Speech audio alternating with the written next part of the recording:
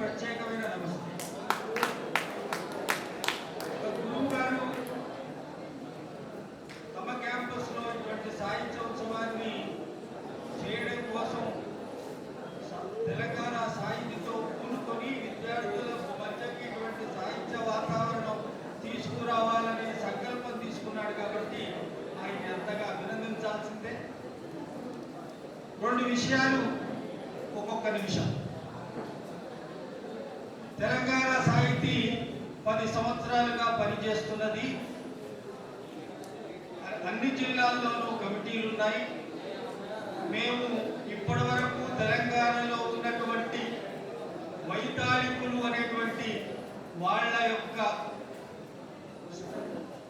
ఊళ్ళలోకి వెళ్ళి సురవరం ప్రతాపరెడ్డి, వట్టికోట ఆల్వార్ స్వామి వంటి వారి జన్మించినటువంటి ప్రదేశానికి వెళ్ళి మేము ఇవి తప్పకుండా స్మారక కేంద్రాలుగా ఏర్పాటు చేయాలని మేము కోరాము.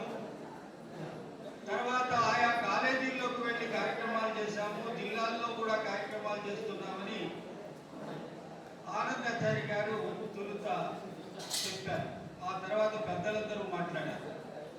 ఇవన్నీ అయిన తర్వాత పెద్దలకు చిన్నలకి సూటిగా కొన్ని మాటలు నేను చెప్పదలుచుకున్నాను. మనం కార్యక్రమాలు బోల్డ్ చేస్తున్నాము, నివేదికలు కూడా బోల్డ్ ఇచ్చుకుంటున్నాము. ఎందుకోసం చేస్తున్నాం? నివేదికలు ఎందుకు ఇస్తున్నాం? ఇటువంటి సభలు చేసి మనం మాట్లాడుతున్నది వాళ్ళు ఎలా వింటున్నారు, వాళ్ళు ఏం కోరుకుంటున్నారు మనం అర్థం చేసుకుంటున్నామా?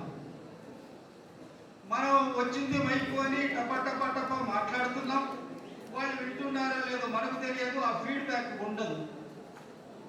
అసలు సాహిత్యం అనే గొడవ ఏంటి? ఇన్ని సభలేంటి? ఈ మధ్య హైదరాబాద్లో చూస్తూ ఉంటే ఎటు చూసినా లిటరరీ ఫెస్టివల్స్, ఎక్కడ చూసినా ఒకసారి బహుజన రైటర్స్ ఫోరం ఒక దగ్గర, ఛాయా లిటరరీ ఫెస్టివల్ ఒక దగ్గర, ఇలా తర్వాత మొన్న టిఎల్సి హైదరాబాద్ ఉస్మానియా యూనివర్సిటీలో సాహిత్యము సాహిత్యము సాహిత్యము, రండి సెషన్స్ ఉన్నాయి, మాట్లాడండి, ఇవన్నీ చేస్తున్నాం. అసలు ఇది ఎందుకు? ఆనందాచారి గారు మోహనకృష్ణ అసలు ఎందుకు చేస్తున్నావు? పాయింట్ అక్కడ. నువ్వు ఎన్ని పుస్తకాలు రాసుకున్నావు? నేను ఎన్ని పుస్తకాలు రాశాను? సిద్ధంలో ఎన్ని పుస్తకాలు రాశాడు? నెల్లుట్ల రమాదేవి గారు ఎన్ని పుస్తకాలు రాశారు? మన ఇట్లా లెక్కలు తేలుస్తూ ఎవరికి ఎన్ని అవార్డులు వచ్చినాయి, ఎవరికి ఎన్ని రావాలి, ఎన్ని అవార్డులు ఎవరెవరికి వచ్చినాయి, ఏ రకంగా వచ్చినాయి, మనం బోల్డ్ అంతా బిజీగా అయిపోయాం. ఈ అవార్డులు, ఈ సభలు, ఇవన్నీ కూడా అసలు ఎందుకు? పెద్ద ప్రశ్న, ఇంత బోర్డు అంతటి ప్రశ్న. సాహిత్యము ఎందుకు? మనుషుల్ని ప్రేమించడం కోసం కదా. మనిషి కింద మనిషి ఉన్నాడు.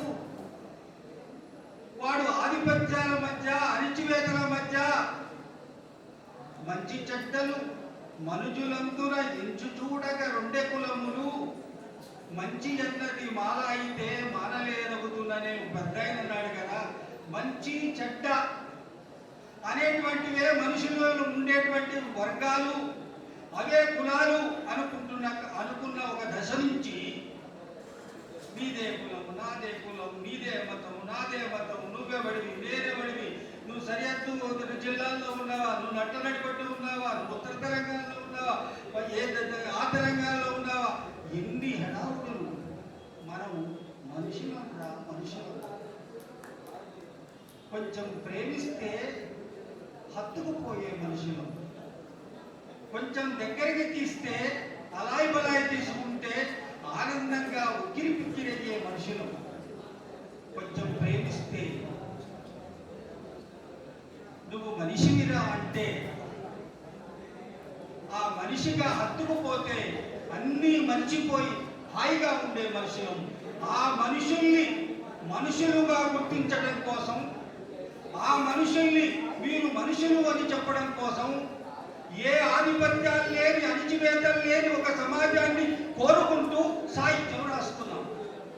ఆ సాహిత్యము ఇలా ఉండాలి, ఈ సాహిత్యం దీనికోసం పనికి రావాలి, ఇది సాహిత్యం యొక్క లాస్ట్ గోల్ అని తెలియజెప్పడం కోసం, మాట్లాడటం కోసం. ఆనంద్ గారు కూర్చోండి, మాట్లాడాలి. మేము గంటన్నర నుంచి 2 గంటల నుంచి కూర్చున్నాం.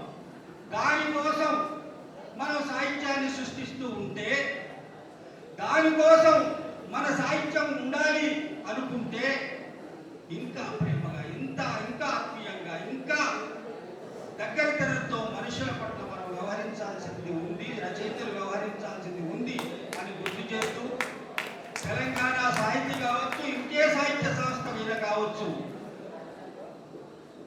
సాహిత్య సంస్థల మధ్య పోటీ కాకుండా మనుషుల్ని గెలవడం కోసం, మనుషుల్ని ఉన్నతీకరించడం కోసం, మనుషుల్ని మనుషులుగా గుర్తించడం కోసం ఏ సాహిత్యమైనటువంటి పనికి రావాలని, అటువంటి ప్రయాణం చేయాలని మీకున్నటువంటి అన్ని జిల్లాలలో ఉన్నటువంటి సాహిత్య కమిటీలకు కూడా చెప్పడం ఏమిటంటే, నువ్వు బయట నుంచి ఎవరినో పట్టుకొస్తావు, రండి మీకు హోటల్ బుక్ చేస్తాం, మాట్లాడండి, వెళ్ళిపోండి అంటాం. మా కార్యక్రమం నివేదికలో రాసుకోవడానికి మాత్రమే అనే పద్ధతిలో కాకుండా మనుషుల్ని ఇంకా ఎన్లైటన్ చేయడం కోసం ఆ అన్ని కార్యక్రమాలు చాలా జాగ్రత్తగా రూపొందించవలసినటువంటి ఒక సమయంలో ఉన్నాం. ఆయన జాషువా గారు నా కవిత వధూటి వదనము నెగాదిగా చూసి రూపురేఖ లావణ్య వైఖరులను గాంచి నీ దేకులమని ప్రశ్న వెలగించి, ఆ తర్వాత నా దేకులమన్నటువంటి ప్రశ్నలు చేసిన తర్వాత వెళ్ళిపోతే బాపున కుమ్మినట్లకు పార్థివ చంద్ర వచింప సిగ్గకు, ఆ వచింప సిగ్గయ్యేటువంటి పరిస్థితుల్లో కాలంలో ఇంకా నాయకపై సాగదు అనేటువంటి ఒక మార్గంలో పయనించాల్సినటువంటి అవసరం ఉన్నది. అటువంటి మార్గంలో పయనించడానికి తెలంగాణ సాహితీ దశాబ్ది ఉత్సవాలు ఒక మార్గాన్ని వేయాలని కోరుకుంటూ జయం. Thank you.